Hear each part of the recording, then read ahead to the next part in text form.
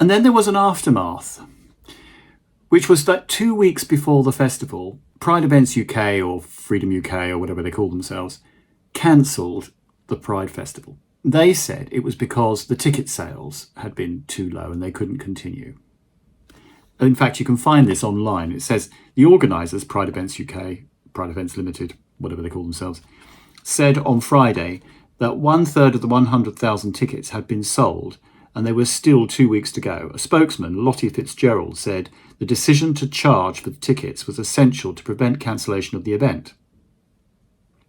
It was a choice between charging and the whole day not happening, and we think that £5 is a pretty fair price for all that entertainment.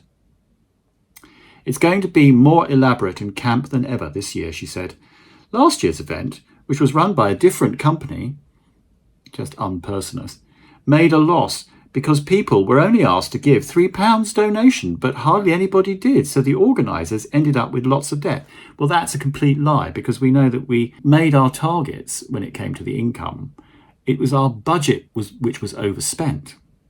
But later on, Matt Williams gave an interview after this cancellation. So this is from the Pink paper, 26th of June 1998. This is just as they cancelled. At a meeting of community groups on Tuesday, Pride UK's remaining director, Matt Williams, said, the community must take some of the blame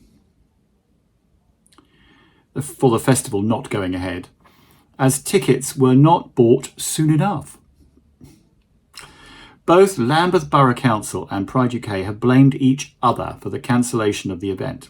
Lambeth deny Pride UK's charge that they added charges at the last minute to Pride UK's bill for using the park. A policing bill, a first for the event, came in at £25,000. Well, quelle surprise. I mean, what were they expecting?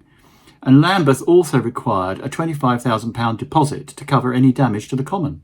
Yes, but at the meeting on Tuesday night, Williams also admitted to massive cash flow problems and revealed that impresario Harvey Goldsmith's role in the event had not been to act as an advisor, but as an underwriter. So the festival was cancelled, but the march went ahead, and it was organised by a group of community organisations. And one of the people who was very, very significant in that was my friend Paul Craig. And I want to remember Paul Craig. He worked with Pride Scotland, he worked with the Pride Trust, he worked with Pride Events UK, Freedom UK, whatever they call themselves. And he also went on to work for the Mardi Gras organisation. And although he was working for technically the rivals, he and I remained very good friends. And I'll tell you something which I don't think is in the public domain, that all the way through this struggle that we had to get the licence with Lambeth, and he was working for the rival Pride, we were sharing a house together in East Ham. So after the 1998 event, Barry Jackson, who was a big character on the scene, a long-standing activist, brought together a group of organisations to form a new event, and they named it Mardi Gras, because they claimed that the bankruptcy of the Pride Trust and the behaviour of Pride Events UK, Freedom UK, had been so bad that it had absolutely undermined the Pride brand.